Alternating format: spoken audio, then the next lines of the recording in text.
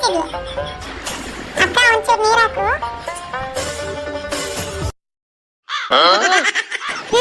Yummy. ಹೋಗು dustbin ಅಲ್ಲಿ ಹಾಕು. ಅಕ್ಕ 5 ಮಿನಿಟ್ ಎರಡು ಹಾಕ್ಬಾ.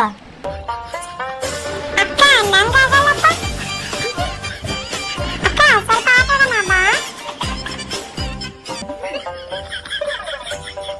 ಅಕ್ಕ ನಾ ಇಲ್ಲಿಂದ ಜಾರ್ತೀನಿ, ನನಗೆ ಇಟ್ಕೋಬೇಕಾಯ್ತಾ?